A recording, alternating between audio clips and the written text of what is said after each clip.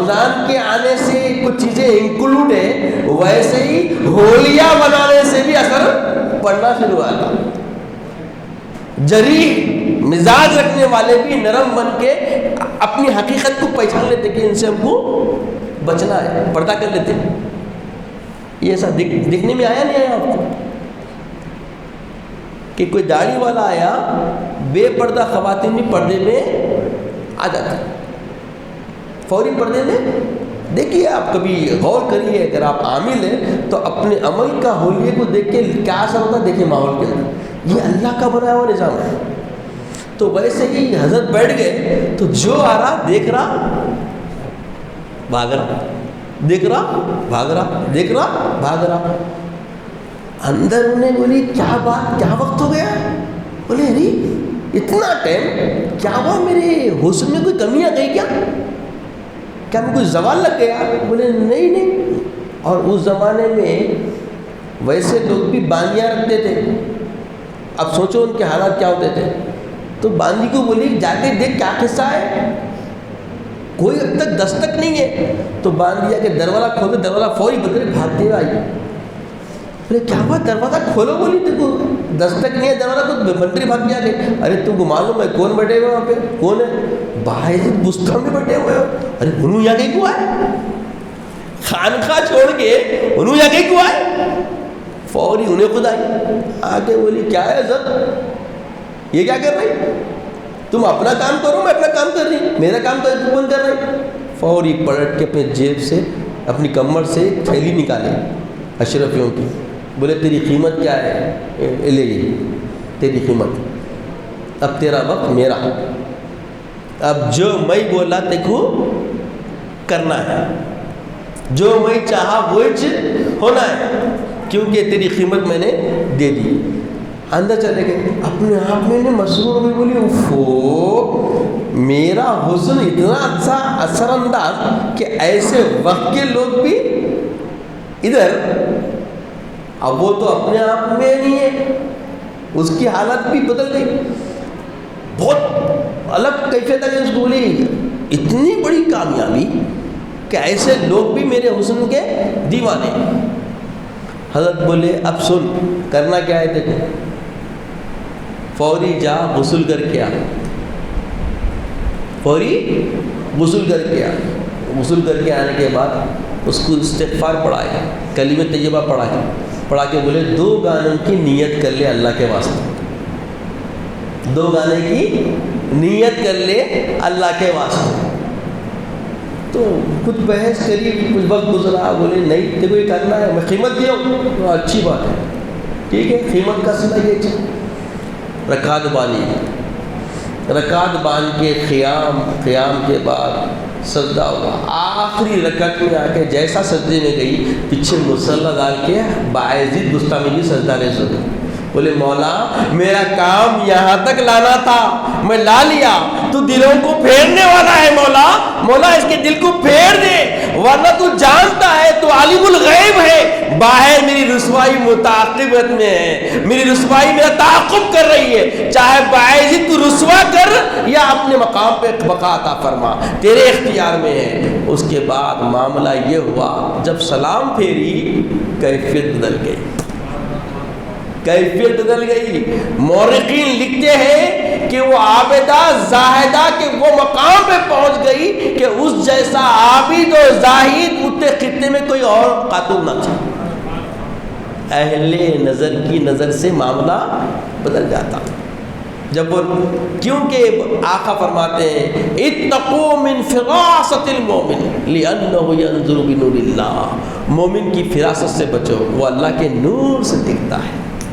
جب اللہ والے دیکھتے ہیں، قلبوں پہ نظر ڈالتے ہیں، تو قلب کے اندر آئی ہوئی کجی دھندلی ہو جاتی، اور حقیقی قلب کی وہ روشنی جو رب نے دے کر بھیجی ہے وہ اجاگر ہو جاتی اور کیفیتیں بدل جاتی۔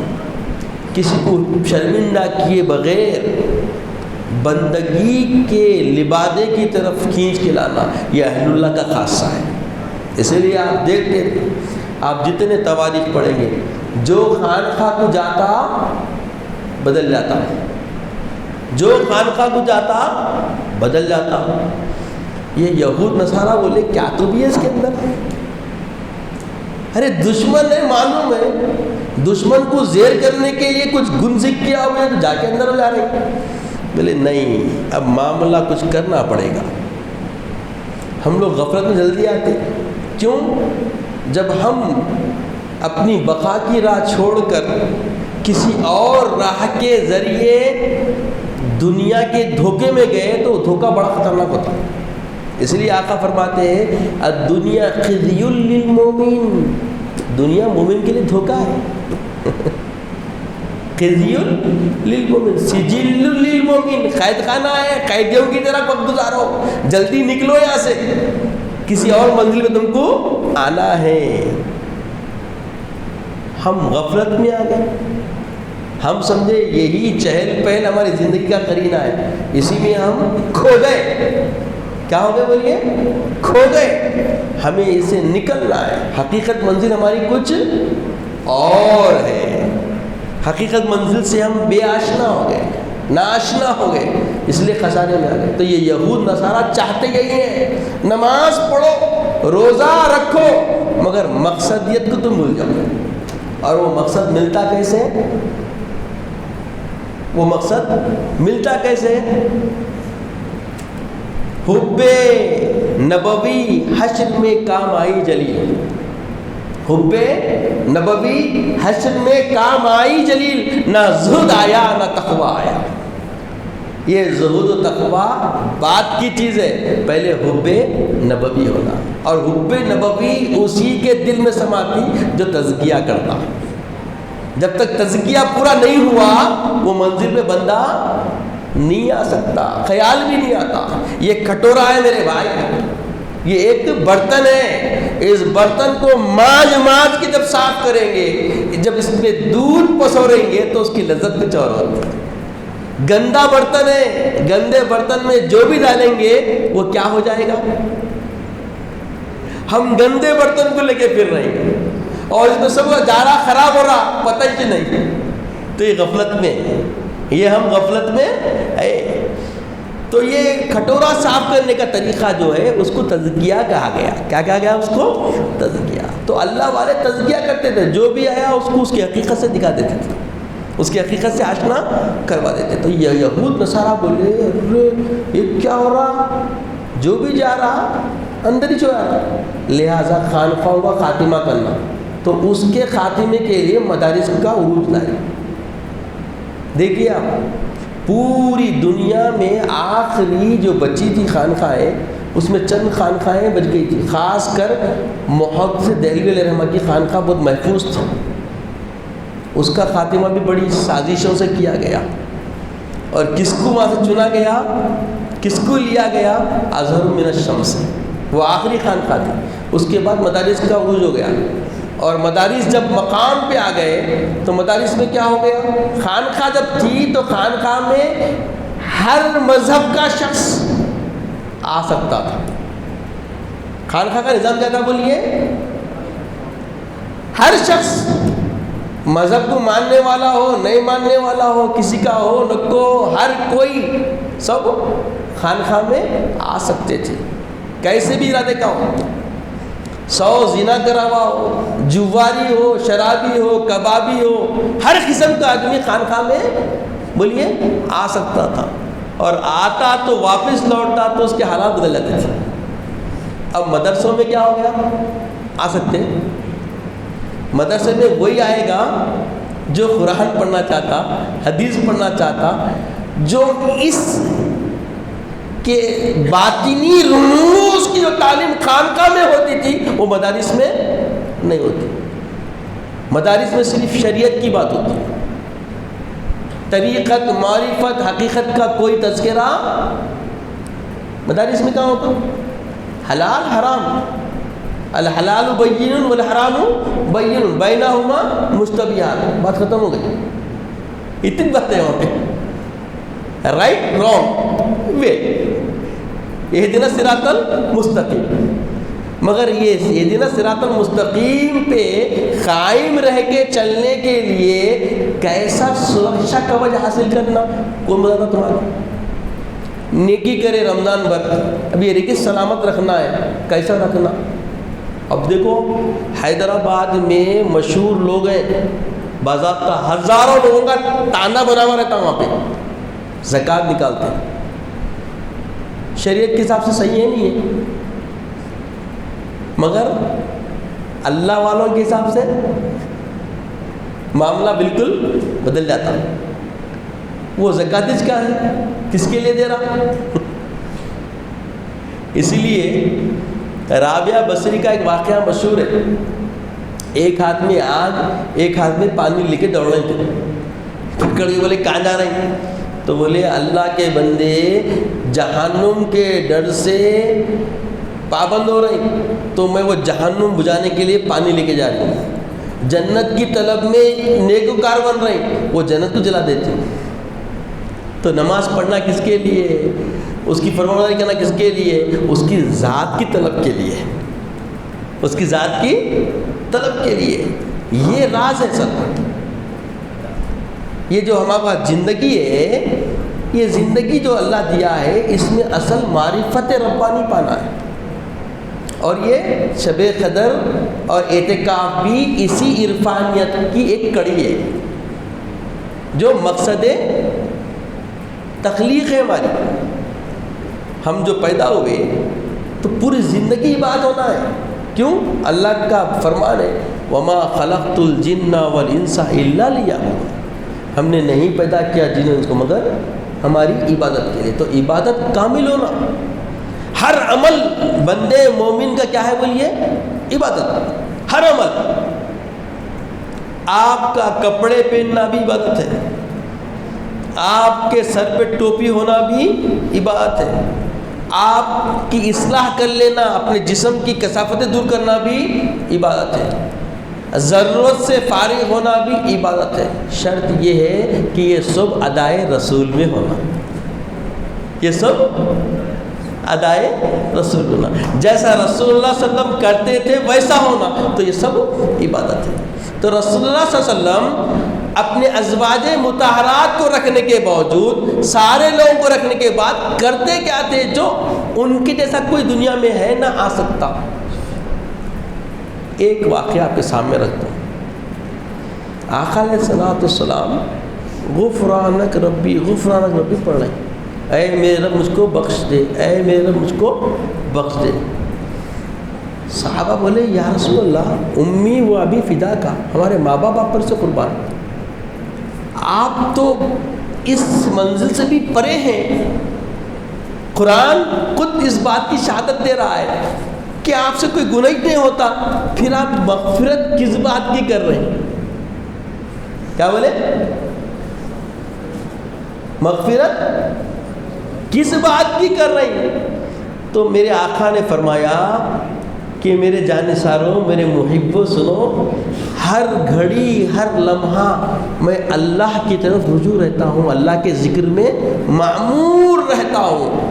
اور جو وقفہ ابھی میں گزار کے آیا ہوں رفع حاجت کے لیے جب جاتا ہوں تو اتنی دیر میں اس کو روک دیتا ہوں، توقف کرتا ہوں. تو جو میں توقف کیا ہوں، روکا ہوں، ان لمحوں کے بارے میں اللہ سے میں مغفرت طلب کرتا ہوں. ان لمحوں کے لیے اللہ سے میں مغفرت طلب کرتا ہوں. تو عزیز اور بزرگوں، سید عالم کی زندگی ہمارے سامنے آ گئی کہ ہمہ وقت اللہ کے رسول کا نظام زندگی کیا ہے؟ اللہ کے ذکر سے استوار رہنا، جڑے رہنا. ہم کہاں ہیں ذاکر ہے ایسے؟ اور اسی ذکر کی آشنائی کے لیے ہم معتکف ہوئے.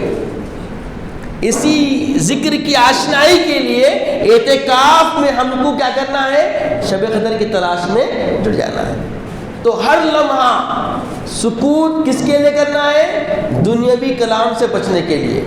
اور فکر میں رکھ کے قلبی ذکر اور لسانی ذکر، فہم و فکر کو محفوظ کرنا کس لیے؟ اللہ کی عرفانیت کے لیے. راستہ آسان کر دیے.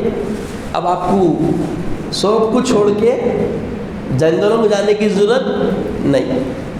بس یہ 10 دن اگر صحیح اس کی حدود کے ساتھ، رعیت کے ساتھ اور سارے امور کی انجام دہی اس کی حقیقت تقاضے کے ساتھ پورا کر دیے تو ولایت لے کے نکلتے ہیں یہاں سے، ولایت کے مقام پہ پہنچ کے نکلتے ہیں۔ اسی لیے معتکف کو تکلیف دینا نہیں ہے، پابند کیا گیا۔ معتکف کو تکلیف دینا نہیں ہے، معتکف کا احترام کرنا ہے۔ معتکف کا کام بھی کیا ہے؟ وہ کسی کی طرف کسی قسم سے مخاطب ہو کے وقت کو ضائع نہیں کرنا ہے۔ تو رسول صلی اللہ علیہ وسلم سب سے پہلی تعلیم کیا دی ہے؟ بولیے سکوت۔ کیا کرنا ہے؟ سکوت۔ اور سکوت کئی کے لیے تزکیے کی ابتدا۔ خاموش نہیں رہ سکتے ہم، دیکھیے آپ، فطرت نہیں ہے ہمارے اندر، خاموش رہنا فطرت نہیں ہے، ہماری نظر کی حفاظت کرنا فطرت میں نہیں ہے، سماعت کو محفوظ کر کے کسی کی سنی ہوئی بات کو امین بن کے محفوظ کرنا یہ بھی فطرت میں نہیں ہے۔ اب اللہ کے کیا بولے؟ السمع امانہ، سنی ہوئی بات کیا ہے؟ امانت ہے۔ خیانت کرتے نہیں کرتے؟ خیانت کرنا فطرت ہے۔ اسی لیے بولے بنیادی طور پہ جو انسان دنیا میں جب آتا تو بولے ان النفس لامارۃ بالسوء، بے شک نفس امارہ برائی کی طرف خوگر ہوتا، برائی کی طرف لے کے جاتا۔ سماعت محفوظ نہیں ہے، برائی ہے، یہ فطرت ہے۔ بصارت محفوظ نہیں ہے، یہ فطرت ہے۔ زبان محفوظ نہیں ہے، یہ فطرت ہے۔ اس فطرت کے خلاف جا کے بقا کی منزل پہ جانا یہی بندگی کا سلیقہ ہے۔ یہ انقلاب آنا ہے، یہ انقلاب اپنے اندر پیدا کرنا ہے۔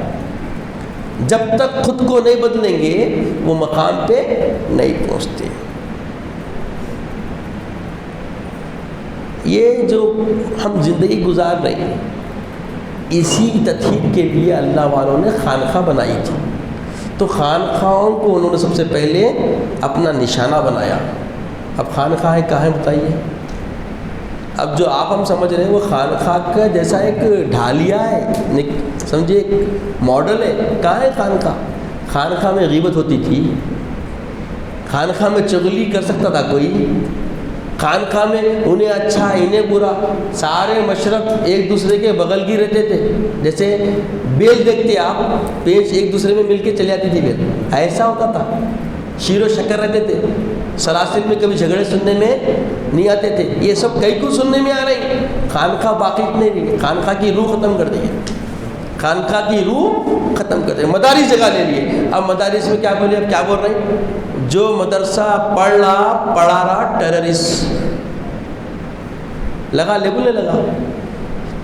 100 سال پہلے انہوں ایجاد کیے، اس میں حمایت کیے، تعاون کیے مدارس کا، ہے نا؟ اور پھر مدارس جب محفوظ ہو گئے، ایک منزل پہ آ گئے، خود عوامی طور پہ چلنے لگے، تو بولے نہیں عوامی تو چل رہے ہیں مگر یہ بچے جو ہے نا ایجوکیٹڈ نہیں بولتے اس کو، اس کے واسطے تھوڑا ماڈرنائز تعلیم ہونا چاہیے، ماڈرنائز تعلیم ہونا چاہیے۔ اور ماڈرنائز تعلیم کے لیے آپ کو محنت کرنے کی ضرورت نہیں ہے، ہم تم آپ کو اس کے لیے تعاون کرتے، ایک انگلش کا ٹیوٹر، ایک سائنس کا ٹیوٹر، ایک فلاں ٹیوٹر، دیکھو اس کے بعد کیا ہوا، دیکھو آپ اب دیکھ رہے ہیں حالات بدل گئے۔ عزیزو سمجھنے کی ضرورت ہے، مدارس محفوظ ہیں، عوام سے چل رہے ہیں، جامع نظامیہ جتنے بھی مدارس ہیں